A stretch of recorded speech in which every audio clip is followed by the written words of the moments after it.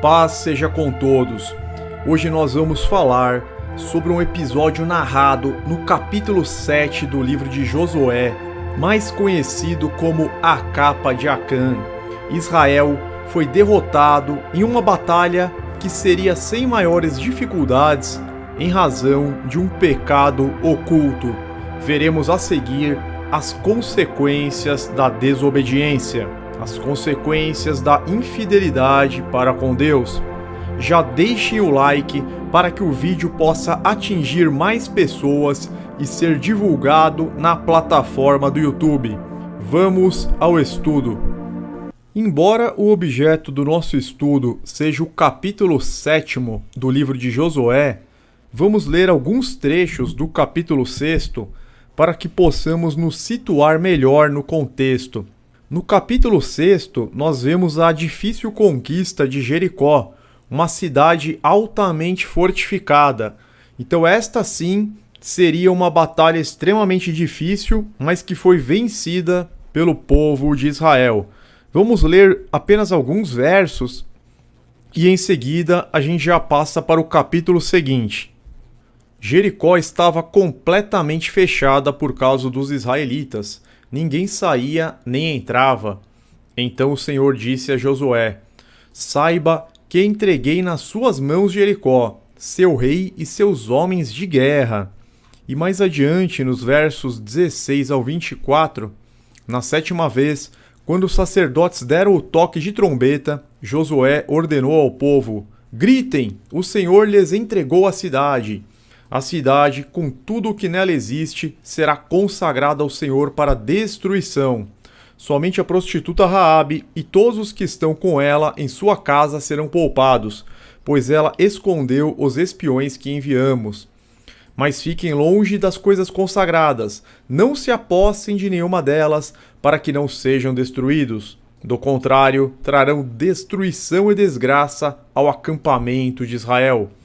Toda a prata, todo o ouro e todos os utensílios de bronze e de ferro são sagrados e pertencem ao Senhor, e deverão ser levados para o seu tesouro. Depois incendiaram a cidade inteira e tudo o que nela havia, mas entregaram a prata, o ouro e os utensílios de bronze e de ferro ao tesouro do santuário do Senhor. Então aqui nós vemos que Deus ele deu a vitória para Israel. Embora fosse uma cidade fortificada, o muro caiu, ele deu a vitória ao povo de Israel. Porém, o Senhor Deus ele deu uma ordem expressa para que as pessoas ficassem longe das coisas consagradas e não se apossassem de nenhuma delas para que não fossem destruídos. Do contrário, eles trariam destruição e desgraça a todo o acampamento de Israel. Toda a prata, ouro, todos os utensílios são sagrados e pertencem ao Senhor. Então esses utensílios eles deveriam ser levados para o seu tesouro. Ninguém poderia se apossar dos despojos. Esta é uma ordem direta de Deus. Agora nós vamos ler o capítulo 7 para entender o que aconteceu. É uma narrativa muito envolvente e em seguida nós partiremos para o estudo, as explicações e as lições que poderemos extrair. Mas os israelitas foram infiéis com relação às coisas consagradas. Acã, filho de Carmi, filho de Zinri, filho de Zerá, da tribo de Judá, apossou-se de algumas delas, e a ira do Senhor acendeu-se contra Israel. Sucedeu que Josué enviou homens de Jericó a Ai, que fica perto de Bet-Avém, a leste de Betel, e ordenou-lhes: subam e espionem a região. Os homens subiram e espionaram Ai. Quando voltaram a Josué, disseram: não é preciso que todos avancem contra Ai. Enviem uns 2 ou 3 mil homens para atacá-la. Não canse todo o exército, pois eles são poucos. Por isso, cerca de 3 mil homens atacaram a cidade, mas os homens de Ai os puseram em fuga, chegando a matar 36 deles. Eles perseguiram os israelitas desde a porta da cidade até Sebarim e os feriram na descida. Diante disso, o povo desanimou-se completamente. Então Josué, com as autoridades de Israel, rasgou as vestes, prostrou-se rosto em terra diante da arca do Senhor, cobrindo de terra a cabeça, e ali permaneceu até a tarde. Disse então Josué: Ah, soberano Senhor, por que fizeste este povo atravessar o Jordão? Foi para nos entregar nas mãos dos amorreus e nos destruir? Antes nos contentássemos em continuar no outro lado do Jordão. Que poderei dizer, Senhor, agora que Israel foi derrotado por seus inimigos? Os cananeus e os demais habitantes desta terra saberão disso. Nos cercarão e eliminarão o nosso nome da terra. Que farás então pelo teu grande nome? O Senhor disse a Josué: Levante-se, porque você está aí prostrado. Israel pecou, violaram a aliança que eu lhes ordenei. Eles se apossaram de coisas consagradas, roubaram-nas, esconderam-nas e as colocaram junto de seus bens. Por isso os israelitas não conseguem resistir aos inimigos. Fogem deles porque se tornaram merecedores da sua destruição. Não estarei mais com vocês, se não destruírem do meio de vocês o que foi consagrado à destruição. Vá, santifique o povo, diga-lhes: santifiquem-se para amanhã, pois assim diz o Senhor, o Deus de Israel: há coisas consagradas à destruição no meio de vocês, ó Israel. Vocês não conseguirão resistir a seus inimigos enquanto não as retirarem. Apresente-se de manhã, uma tribo de cada vez. A tribo que o Senhor escolher virá à frente, um clã de cada vez. O clã que o Senhor escolher virá à frente, uma família de cada vez. E a família que o Senhor escolher virá à frente, um homem de cada vez. Aquele que for pego com as coisas consagradas será queimado no fogo com tudo o que lhe pertence. Violou a aliança do Senhor e cometeu loucura em Israel. Na manhã seguinte, Josué mandou os israelitas virem à frente, segundo as suas tribos, e a tribo de Judá foi escolhida. Os clãs de Judá vieram à frente, e ele escolheu os Zeraitas. Fez o clã dos Zeraitas vir à frente, família por família, e o escolhido foi Zinri. Josué fez a família de Zinri vir à frente, homem por homem, e Acã, filho de Carme, filho de Zinri, filho de Zerá, da tribo de Judá, foi o escolhido. Então Josué disse a Acã: Meu filho, para a glória do Senhor, o Deus de Israel, diga a verdade. Conte-me o que você fez, não me esconda nada. Acã respondeu: É verdade que pequei contra o Senhor, contra o Deus de Israel. O que fiz foi o seguinte: quando vi entre os despojos uma bela capa feita na Babilônia, 2,4 kg de prata e uma barra de ouro de 600 gramas, eu os cobicei e me apossei deles. Estão escondidos no chão da minha tenda, com a prata por baixo. Josué enviou alguns homens que correram à tenda de Acã. Lá estavam escondidas as coisas com a prata por baixo. Retiraram-nas da tenda e as levaram a Josué e a todos os israelitas e as puseram perante o Senhor. Então Josué, junto com todo Israel, levou Acã, bisneto de Zerá, e a prata, a capa, a barra de ouro, seus filhos e filhas, seus bois, seus jumentos, suas ovelhas, sua tenda e tudo o que lhe pertencia ao vale de Acor. Disse Josué: Por que você nos causou esta desgraça? Hoje o Senhor lhe causará desgraça. E todo o Israel o apedrejou, e depois apedrejou também os seus, e os queimou no fogo. Sobre Acã ergueram um grande monte de pedras, que existe até hoje. Então o Senhor se afastou do fogo da sua ira. Por isso foi dado àquele lugar o nome de Vale de Acor, nome que permanece até hoje. Finalizamos aqui a leitura do capítulo. Nós vimos tudo o que ocorreu e o desfecho, e agora passemos para um estudo mais detalhado. O pecado de Acã permanece como uma lição para todo Israel a respeito da consequência da quebra de confiança para com Deus. A nação estava em um relacionamento de conserto com o Senhor. Por esta razão, não era tratada por Deus como um mero grupo de pessoas que viviam sob uma lei comum para proteção conjunta ou para realizar seus próprios objetivos. Em vez disso, o Eterno os tratava como um todo. Em Deuteronômio 5 vemos claramente esta aliança. Então Moisés convocou todo Israel e lhe disse: Ouçam, ó Israel, os decretos e as ordenanças que hoje lhes estou anunciando. Aprendam-nos e tenham o cuidado de cumpri-los. O Senhor, o nosso Deus, fez conosco uma aliança em Horebe. Não foi com os nossos antepassados que o Senhor fez esta aliança, mas conosco, com todos nós que aqui hoje estamos vivos. O Senhor falou com vocês face a face no meio do fogo no monte. Deuteronômio 5, de 1 a 4. Entender este conceito é fundamental para compreender as palavras de Paulo em Romanos 5. Portanto, como por um homem entrou o pecado no mundo, e pelo pecado a morte, assim também a morte passou a todos os homens, por isso todos pecaram. Romanos 5,12. E nos versos 18 a 19, pois assim como por uma só ofensa veio o juízo sobre todos os homens para condenação, assim também por um só ato de justiça veio a graça sobre todos os homens para justificação devida. Porque, como pela desobediência de um só homem, muitos foram feitos pecadores, assim, pela obediência de um, muitos serão feitos justos. A salvação é individual, mas sabemos que um pouco de fermento leveda toda a massa. Gálatas 5:9. Em 1 Coríntios 5, Paulo manda entregar a Satanás um membro da Igreja de Deus em Corinto, que estava cometendo um pecado terrível. Todavia, estava sendo indevidamente tolerado pela congregação. 1 Coríntios 5, versos 1 e 2. Por toda parte se ouve que há imoralidade entre vocês, imoralidade que não ocorre nem entre os pagãos, a ponto de alguém de vocês possuir a mulher de seu pai, e vocês estão orgulhosos. Não deviam, porém, estar cheios de tristeza e expulsar da comunhão aquele que fez isso? Entreguem este homem a Satanás para que o corpo seja destruído e seu espírito seja salvo no dia do Senhor. O orgulho de vocês não é bom.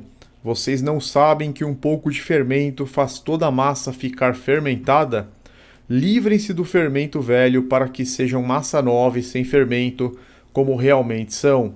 Pois Cristo, nosso Cordeiro Pascal, foi sacrificado. 1 Coríntios 5, versos 5 a 7. Então essas passagens, elas nos mostram que o pecado de um pode afetar toda a congregação, toda a igreja, inclusive toda a humanidade, como aconteceu com a queda de Adão. Por isso que nós lemos Romanos 5, um trecho, e 1 Coríntios 5. Agora voltando o foco para o capítulo do estudo em questão. O pecado de Acã foi a cobiça. Ele viu a prata, o ouro e a capa e não resistiu ao desejo de os roubar. Mas não estava apenas roubando de um inimigo. Tudo que estava em Jericó estava consagrado a Deus. Ao roubar alguns objetos, Acã desobedeceu a Deus. Deus tinha prometido muitas bênçãos ao seu povo se o obedecessem fielmente.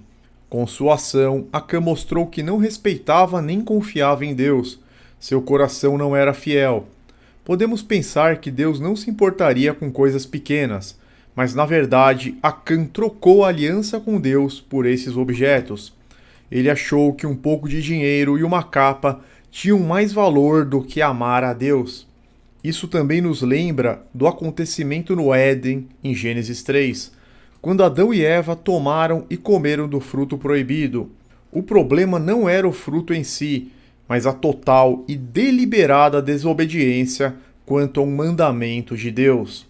Em ambos os casos, houve a quebra de um pacto, uma rebelião com graves consequências.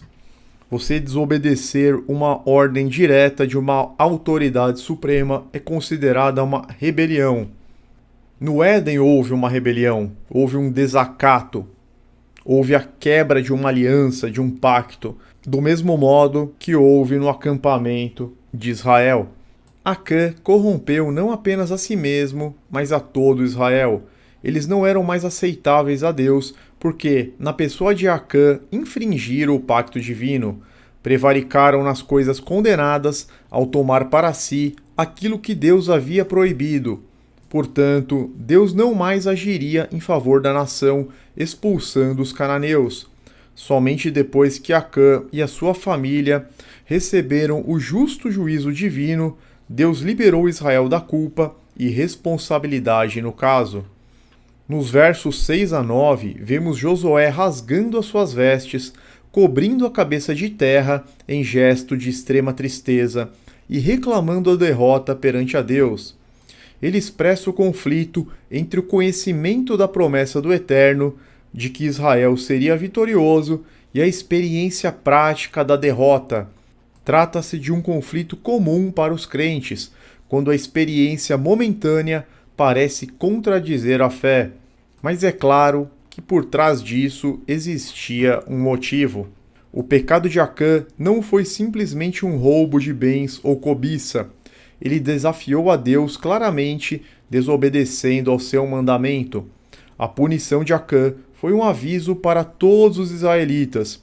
Eles jamais deveriam permitir que a ganância os levasse a desafiar a vontade soberana do Altíssimo. Provavelmente, os membros da família de Acã tiveram parte na desobediência ao acobertarem o fato de que o anátema se encontrava escondido no chão da respectiva tenda. Assim, acabaram consentindo com o pecado, razão pela qual também foram punidos. De qualquer forma, a passagem nos revela que os efeitos do pecado são trágicos, gerando graves consequências e afetando a outras pessoas. Além da família de Acã, morreram 36 homens na batalha.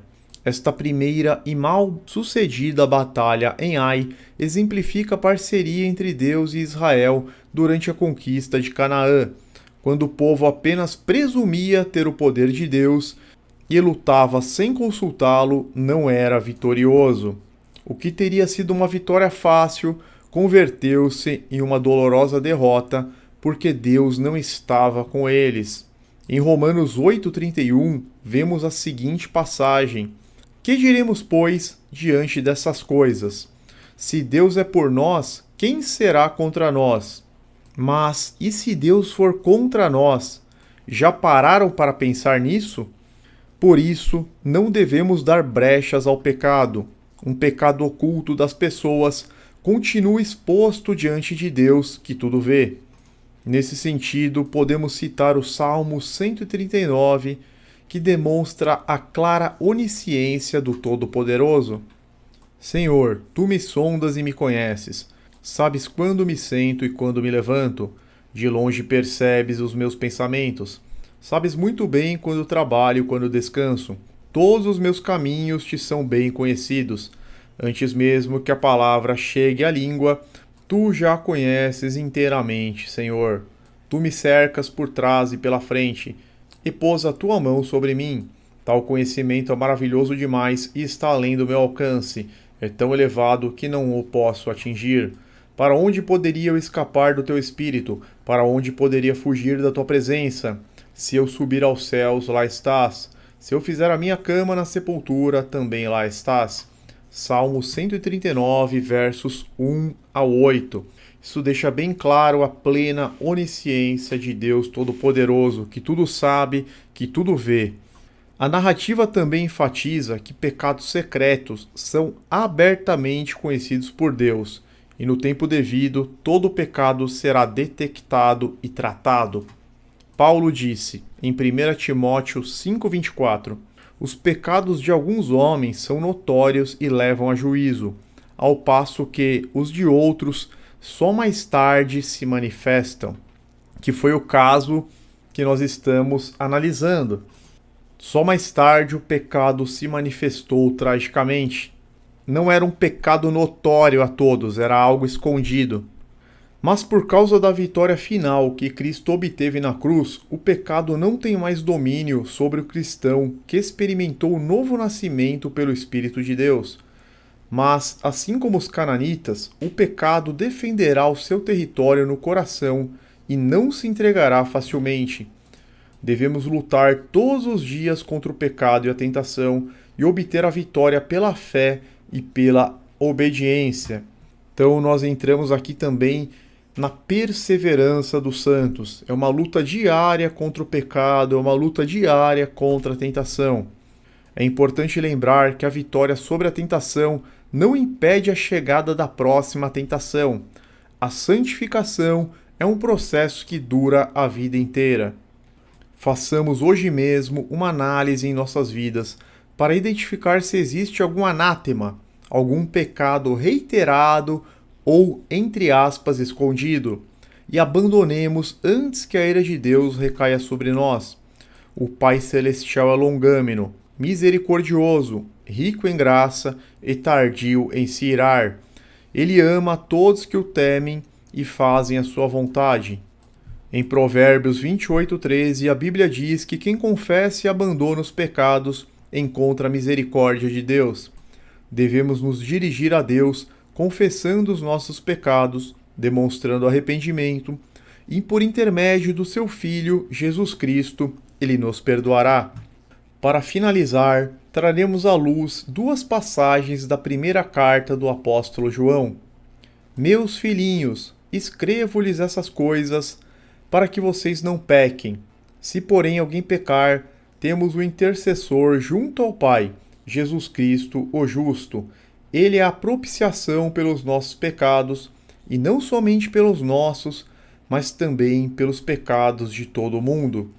Sabemos que o conhecemos se obedecemos aos seus mandamentos. Aquele que diz, eu o conheço, mas não obedece aos seus mandamentos, é mentiroso e a verdade não está nele. Mas se alguém obedece à sua palavra, nele verdadeiramente o amor de Deus está aperfeiçoado. Desta forma sabemos que estamos nele. 1 João 2, versos 1 a 5. E para finalizar, 1 João capítulo 1, verso 9. Se confessarmos os nossos pecados, ele é fiel e justo para perdoar os nossos pecados e nos purificar de toda a injustiça. Com isso, nós concluímos este importante estudo, pudemos extrair valiosos ensinamentos. Fiquem todos na paz e na proteção do eterno Deus, Criador dos céus e da terra, em nome de nosso Mestre, Rei e Salvador, o Senhor Jesus Cristo. Amém.